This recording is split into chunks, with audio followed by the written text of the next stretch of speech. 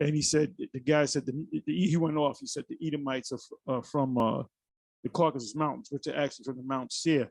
And Vocab corrected him, no, that's Mount Seir. So he said, well, how can these Europeans be living in Mount Seir? However he said it. This video goes back like almost 3 years ago.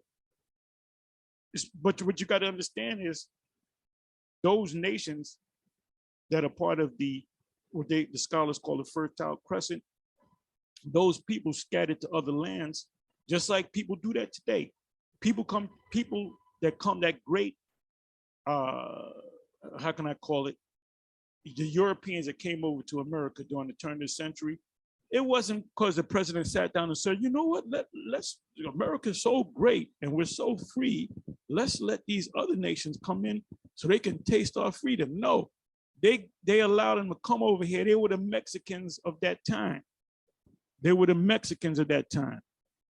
used them for cheap labor. And what they did was they had their kids go to colleges, and because they're Edomites, so they assimilated. A lot of them became rich by marrying, a working class Edomite married an heiress to some rich guy, the Vanderbilts. They marry among each other, man. This happened with what made the Bush family rich was, I believe it was Prescott Bush or his father that married into riches. I got to go into that. There's a whole other history. We should go into it deep. Another family was the Kennedys. Joe Kennedy, he was a working guy and he married into riches. That's how they became rich. I believe it was either Prescott Bush or his father. I got to go back into the history. He was a tire salesman. I don't know if it was Prescott Bush, the senator, before he became senator, but he married. He came up because he married into what was the Harriman family, if I'm not mistaken. That's old history. We got to go back into that. But a lot of them came up. Oh, this guy Vanderbilt, I believe his name is William Vanderbilt. There's a statue of him at in Manhattan at the Grand Central Station. That big statue right there, that's Vanderbilt. Now you know how Vanderbilt became rich? The dude was a bare knuckle fighter. I forget exactly where it was. They used to be at a river, right? These Edomites. And he could have been a Jake because they said he was knocking everybody out. Anybody he fought, he was cold knocking them out. And then they would do it for money. So he was knocking so many people out that he's goddamn. And then that showed him he rubbed elbows with the rich and he had money and he invested it right. He went into boats. He invested in boats and stuff and other things. And then he's talked about to this day. And guess what? That's called generational riches, meaning you pass it down to your children. And you train them, you send them to prep schools and so forth and so on. And then they learn the money. They got to learn the money system. Then they're given the money because they went to the best schools to learn how to manage money. See, Jake, you have somebody, and this happens all the goddamn time. It almost always happens with Jakes. There's a few exceptions. Michael Jordan is one of them. But you have Jakes in the NFL and especially the NBA and in boxing and other sports. They retire with over $100 million, and then they're back to working at McDonald's. Why? And then their children, they're just poor again because you know what? Shalom. I want to start off by giving all praises, honor, and glory to Yahweh, Bahashem, Yahushai, Bahashem, Rakha Kodash. Double honor to our venerable apostles and elders at Great Millstone who rule well. Peace and blessings to the Lord's elect, the house of David. All right, so Brother Haran coming back at you with another lesson, Lord willing to be edifying and uplifting unto the elect. All right, and as you heard, all right, in the clip, all right, before this video or this audio here, all right, as the elder apostle Tahar, all right, lesson that he was doing, all right, and I caught it, all right, I believe it's the true name of Wakanda is Israel, All right, Isaiah 14:1 and 2. Okay, and he's going into it, breaking it down. All right, and that was a key, part that he mentioned, which is what you just heard. All right, talking about, how these elites, pass down, their inheritance and so on and so forth, right? And it's heavy because yesterday I was actually reading, all right, about that, going into how they have a system that's based on, having a dominion, all right, and then passing it down to their generations on and on and on. And then it's like more like a family kind of thing. And then the rest of us just got to fend for ourselves with the little that's left. Okay. And so I'm going to read a little bit about that. Basically the whole scam, all right, of the so-called American dream. Okay. The myth of rags to riches, if you will. All right. And we're going to go from there. Okay. So I will start off with this precept here. This is a book of Psalm chapter 17, verse 14. It says, from men which are thy hand, O Lord, Yahweh, from men of the world, which have their portion in this life.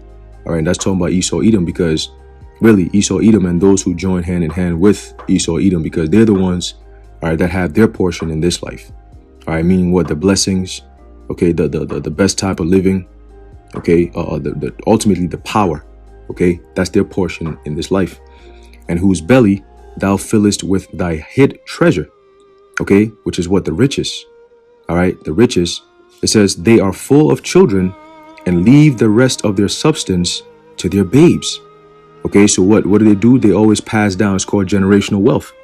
Okay, they pass down their riches, all right, and so on and so forth to their children and their children's children, and so on and so forth. That's why you have people, all right, who say, oh, I'm not the one who partook in slavery. I didn't enslave you people. Well, we always say that you're reaping of the benefits of your ancestors, and that's directly. All right, all these corporations, all these businesses that you see today that pretty much runs the world, they're family-owned businesses. All right, lineages going all the way into 1800s and even further than that. Okay, but let's read this. It says, there's an assumed truth in America about how the system or country itself somehow leads to the creation of self-made men through its innovative approach to capital and individual greed. This erroneous assumption was developed through a series of entertainment and propaganda content from the 19th century used to sell books and convince people to work themselves to death for profit for someone else's benefit. A large part of the American exceptionalism fantasy is based on the Horatio Alger myth. This comes from the series of Pulp Fiction books in the late 1900s in which a poor man goes from rags to riches. Right? Like I said, a myth. Okay, going from rags to riches, having that, that good old American dream story of you come to America and the land of opportunities, and you work hard and you can get whatever you want. Right? It's all a myth. Okay, and that's why it says it's an American dream. You only have to be asleep to see it. Right? So it says this comes from a series of Pulp Fiction books in the late 1900s in which a poor man goes from rags to riches due to his superior moral character, American exceptionalism, and the generosity of the rich. The writer Horatio Alger, like other mainstream writers in the 19th century, created much of the American mythos that we now call U.S. culture, a mixture of narrative fiction within the historical framework of the country, which idealized characters and noble goals. In all his books, there is a poor young man. He does good deeds and gets noticed by a rich man, who then rewards the poor boy with a middle or upper class lifestyle. Okay, and that's what the apostle was talking about. I gave the example of Vanderbilt. Okay, how he used to be a bare knuckle fighter. Okay, and he got connected with these higher ups, or what you call rich, higher ups, and he married into them. And that's how they they get some of their riches and so on and so forth. Right, the Kennedys and so on and so forth. Right. It says the boy himself doesn't succeed, but because he follows society's stated values, he is rewarded by the ruling class for towing the line. Okay, so let's keep going. It says the reality is back then. I said the reality is back then, just like now, most rich people already came from wealthy backgrounds with outsized financial advantages or inherited their money. a study which looked at the origins of 303 textile, railroad, and steel executives from the 1870s showed that 90% came from middle to upper class families. Today, 40% of all wealth is inherited. So the idea that you pull yourselves up by the bootstrap and make your own way really only applies to some of us. Those rich kids who inherited daddy's money are the ones running our companies, running our government, and benefiting from their positions of being born to the right family. All right, going back to that precept. All right, Psalm 17 verse 14, they are full of children and leave the rest of their substance to their babes. Right? It says what? Benefiting from their positions of being born to the right family, regardless of their talent, intelligence, skill, or moral character. All right, meritocracy indeed. The reality is the U.S. government is a series of laws. Salakia, it says the reality is the U.S. government in a series of laws and sweetheart deals with corporations, which America is a corporation. That's why you have presidents, right? Gave and continue to give away massive amounts of free money, which is basically public money, all right, and land to the rich. Okay, that's what they did today. They have those PPP loans and all these different things. They say, oh, we're going to give it to the private businesses and these businesses and that. And then the American people get $600. Here, take it. All right. It says those corporations got cheap labor overseas, right? Just like the apostle said, right? Just like they do now, so they could abuse them, exploit them, and pit them against American workers, forcing wages down and increasing their profits even more. All right. And all these corporations do it. No matter what the corporation is, no matter what the company is, if it's here in America, it's built on that type of iniquity, on that type of wrongdoing, all right, on that type of selfishness and greed, okay? Because they've made money making has become their social responsibility, okay? That's how they look at it, all right? It says, and pit them against American workers, forcing wages down and increasing their profits even more.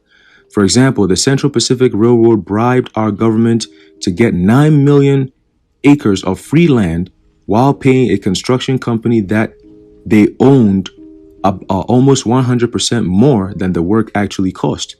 The company brought in 3,000 Irish and 10,000 Chinese workers and paid them $1 or $2 a day for 4 years.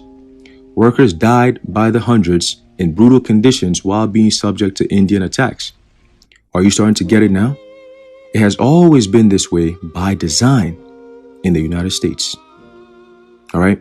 The government is in bed with the elites and their corporations by giving them free money, which is the people's money, and land, which is the people's land, and other resources through bribes and kickbacks. And they do that. They do that. They legalize it through legislations. Okay. The rich who own the companies then bring in overseas workers for peanuts and abuse and exploit them to even more individual profit, right? For even more individual profit, all while taking work away from American citizens, driving down domestic wages and fomenting community racial tensions. All of this to give a rich person another mega yacht, another mansion they don't live in, and another $1 billion they will never use. Want another example of how ethical our great industrial titans who built America were? J.P. Morgan was a banker. He used his vast resources to buy 5,000 rifles for $3.50 each during the Civil War and sold them to a general in the field for $22 each, a 529% profit margin. It turned out the rifles were defective and would shoot off the thumbs of soldiers who were using them. The sale was reviewed by Congress, right? Because Congress is also part of it. They're in bed with it. So, you might say, oh, well, you need to have checks and balances. Oh, this went to the Supreme Court and the Supreme Court ruled against this, or they did this and they did that. Well, they're all part of the game. Okay. The government is part of the game that's being played against the people. Okay. So it says what? So it turned out we read that already. It says the sale was reviewed by Congress and determined it was valid and legal. No problem at all, right? Do you think JP Morgan lost any sleep over maiming and killing our own soldiers to make a profit that to him literally meant nothing? The answer is no. Okay? The answer is no. All right? And that's how these devils operate, man. Okay? That's how these devils operate. I got a last precept here and then we're going to close it out. All right? But this is basically to show you, okay, that's how they move, man. It's all based on greed and money. All right? Ain't no such thing as, oh, I work hard to get what I want. Nigga, is a system, bro. All right? And if you ain't part of it, you ain't going to make it. Okay? You ain't going to make it. All right? There's a book of Job, chapter 21. Start off at 7. It says, wherefore do the wicked live, become old, yea, are mighty in power. Their seed is established in their sight with them, and their offspring before their eyes. That's why they're able to grow up with their children, all right, and children's children.